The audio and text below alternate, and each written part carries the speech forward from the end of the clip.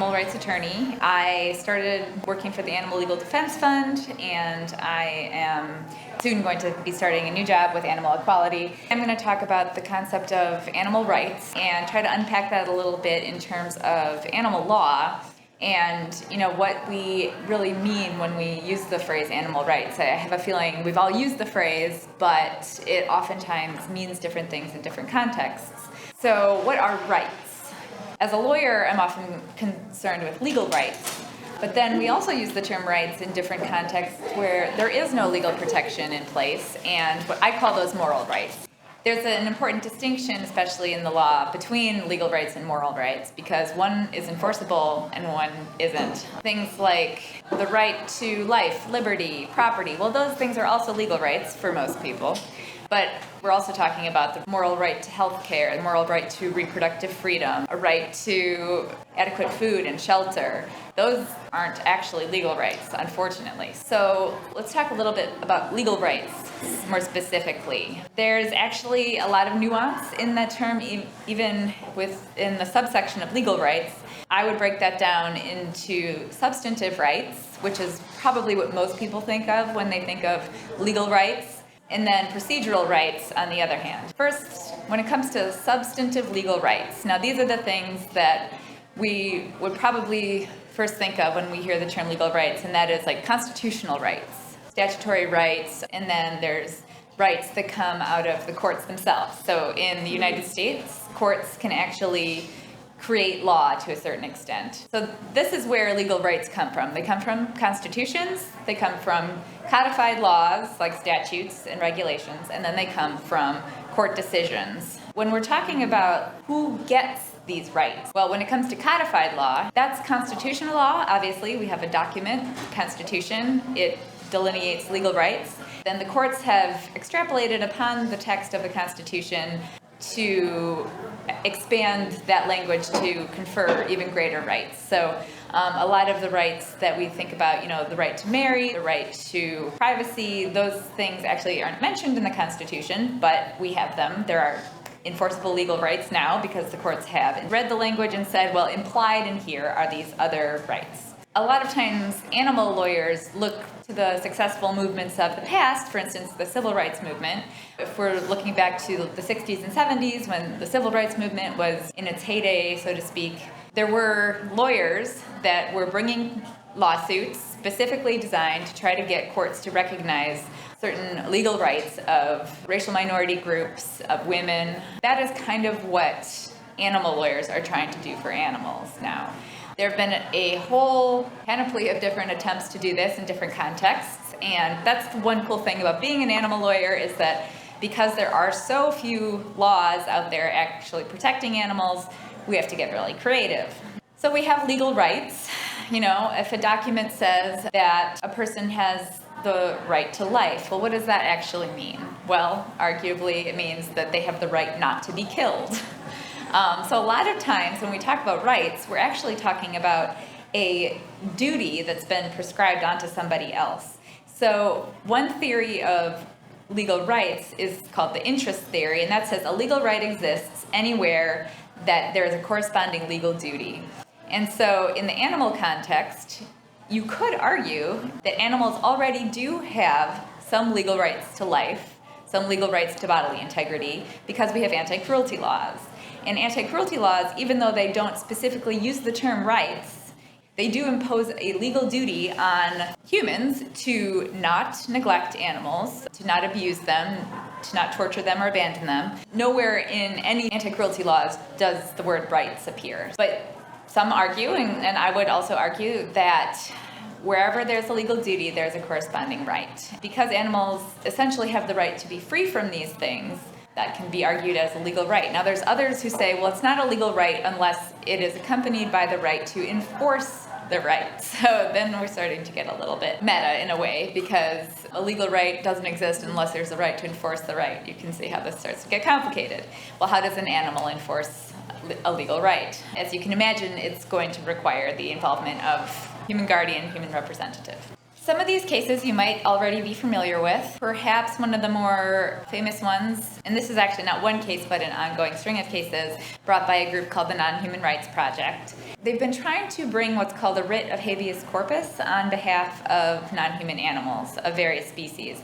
And essentially, it's an old mechanism that actually comes from Old England, where someone can petition a court to essentially challenge the legal basis for the incarceration of somebody else. So if someone's arrested and they're just sitting in a jail cell and they're not getting their day in court, they're just sitting there, you can petition a court for a writ of habeas corpus and say, look, you need to get this person's captors to explain essentially why they've taken this person prisoner. The Nonhuman Rights Project has been attempting to bring these writs of habeas corpus on behalf of non-human animals who are in captivity. We have a lot of situations where, as you know, there's any number of situations where animals can legally be held in just horrible conditions, essentially imprisoned there, but under the current anti-cruelty laws, as long as it meets certain standards, as long as they're being fed.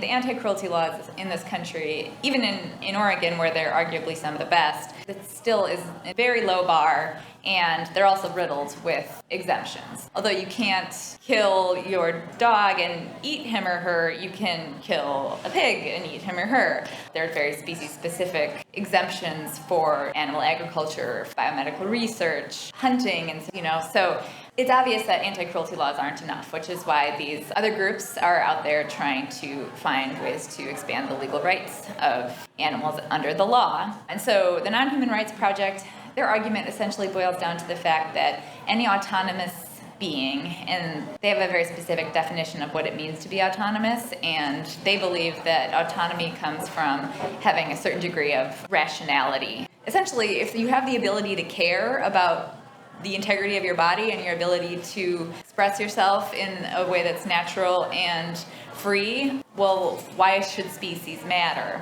The writ of habeas corpus, that mechanism, is what's called a common law mechanism, and another term for common law is judge-made law. So, like I said, this comes from Old English courts. That's where this procedure came from. It might be codified in statutes in some states, but it actually has its roots in court-made law. So that's why the Nonhuman Rights Project has been able to say, look, courts, you made this law, you can expand it to animals. This is within your authority to do, and it is.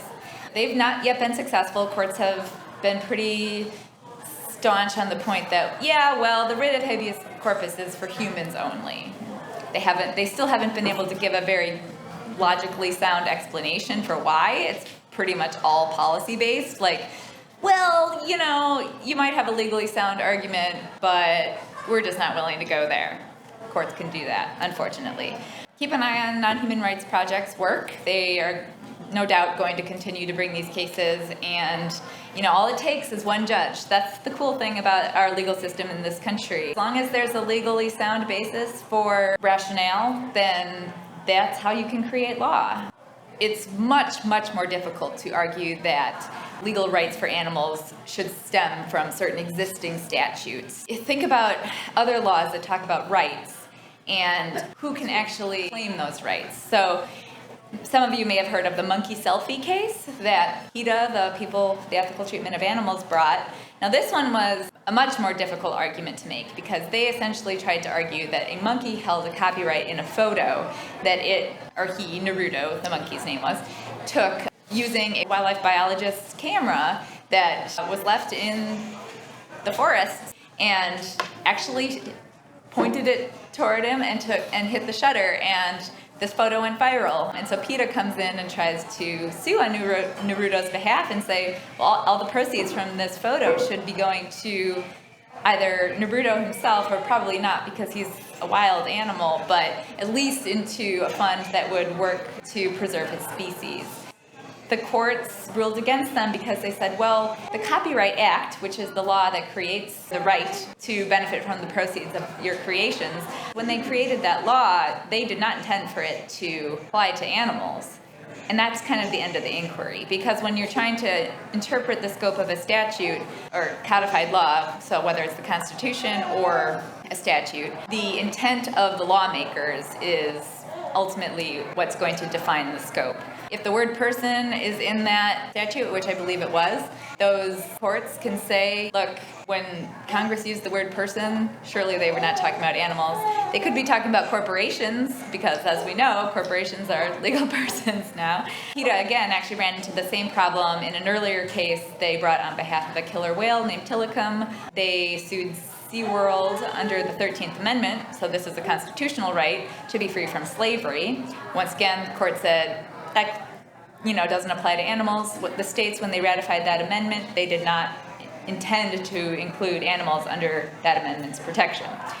So that brings us to the case that I'm working on right now, which you could put it under the same umbrella as these other cases in the sense that it's trying to establish broader legal rights for animals. It's trying to shift their legal status from just simply property, which animals have been considered property under the law for centuries, instead shifting it to personhood, or at least personhood in this very narrow context where it matters for them. I will just very briefly summarize this case, which is brought on behalf of a horse named Justice. Justice is suing his former owner for the injuries that he sustained as a result of the criminal neglect that he suffered when he was under her care. She was prosecuted for and pled guilty.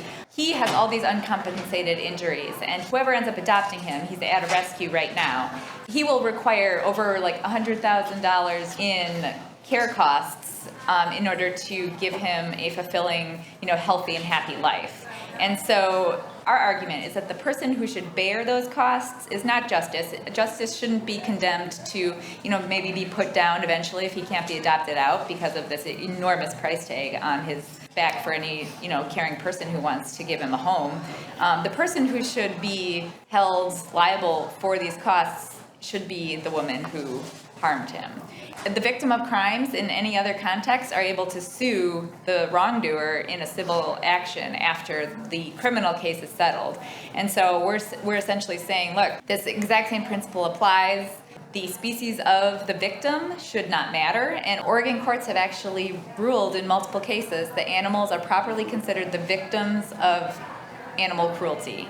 And so we're trying to build on that precedent and say, well, if they're the victims and victims can sue their abusers in court, why can't Justice sue his abuser in court?